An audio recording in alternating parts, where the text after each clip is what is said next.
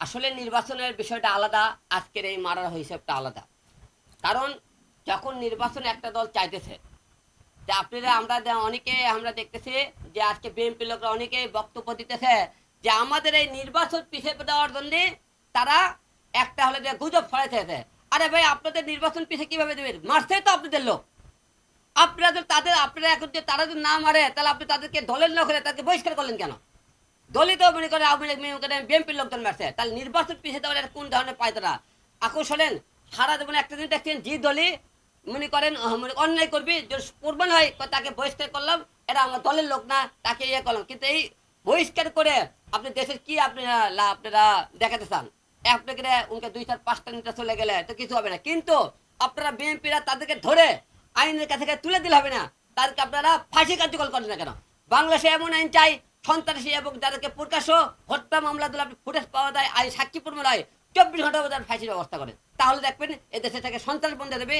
তারপর মনে করেন হত্যাকারী কমে যাবে এবং মনে করেন মানুষ শান্তিতে চলাফেরা করতে পারবে। আপনারা প্রতিটা আইন আদালতে একটা আইন করছেন, তাকে মৃত্যুদণ্ড প্রদান করা হলো। আরে ভাই, মৃত্যুদণ্ড প্রদান করে খেলে জেল খাট পাঠালে হবে না, ফাঁসিতে ঝুলান, মেরে ফেলে হত্যা করেন তাদেরকে, পাথর মারুন জনগণের সামনে, তাহলে এসব হত্যা বন্ধ হয়ে যাবে। বিএনপি একটা দল আগেই তো মনে করেছে তারা অলরেডি দেশের প্রধানমন্ত্রী হয়ে গেছে। বিএনপির নেতা খেতে এবং তাদের চলাফেরা যে এখন বর্তমান, তারা মনে করে নিজেরা তারা দেশের প্রধানমন্ত্রী হয়ে গেছে, দেশ তাদের হাতে এসেছে। তা না হলে তাদের একটা সাহস কিভাবে হয় যে 5 তারিখের পরে থেকে তারা যে হারে জুলুম উঠতেছে, আন্দোলন শুরু করেছে, তারা এত সাহস কিভাবে পায়? নির্বাচন না হলে তার প্রধানমন্ত্রী হয়ে গেছে। আপনারা দেখেন কোন দেশে কোন জায়গাতে আপনি দেখেন এত মনে করেন নির্বাচন আগে তারা দল ক্ষমতার নিয়ে তারা এত মনে করে লাফালাফি করতেছে। তাদের এত দল লেখেন কেন বলে লাফালাফি, দেশ লেখেন লাফালাফি, সন্ত্রাসীদেরকে এদের মনে করেন লেলিয়ে দিয়েছে। এরা দেশ রক্ষা না করে দেশ ধ্বংস করতেছে। এরা হাতে চুরি দিয়ে আছে, প্রশাসনের হাতে চুরি দিয়ে আছে। বাংলাদেশের প্রশাসনের হাতে চুরি পড়ে থাকে, চুরি। সন্ত্রাসীকে মারে তাদের পুলিশের সামনে দেখছেন, আদালতে আসামি নিয়ে যাওয়া হয়, আদালতে পুলিশের সামনে মারতে মারতে তাদেরকে মনে করে রাস্তায় ফেলে মারা হয়। আমি সাক্ষী, আমি প্রমাণ। আদালত পুলিশের সামনে আমাদেরকে বস্তার মতো পিটে পিটে পুলিশ চায় থাকে দেখে।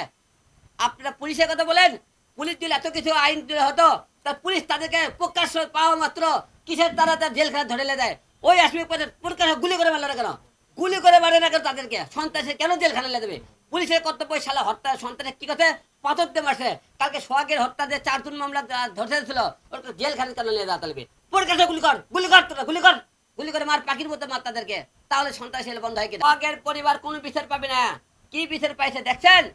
সন্ত্রাসীদেরকে কালকে যারা কুপিয়ে মেরেছে, পাথর দিয়ে মেরেছে, তাদেরকে কি করছে? ধরে থানাতে নিয়ে গেছে। আদালত কি করবে? এই আদালত এই মনে করেন আপনাকে রায় দেওয়া হলো, সোহাগ হত্যাকারীদের সমস্ত সাক্ষী প্রমাণের ভিত্তিতে তাদেরকে মৃত্যুদণ্ড প্রদান করা হলো। মৃত্যুদণ্ড যে প্রদান করলেন, তা আপনি কার্যকর কবে করবেন? 24 ঘন্টার মধ্যে কার্যকর করেন, দেখেন হত্যা কমে যায় কিনা, সন্ত্রাসী ভয় পায় কিনা। আপনারা কার্যকর করেন না, কিসের মৃত্যুদণ্ড দেন? কিসের আপনারা আইন করেন?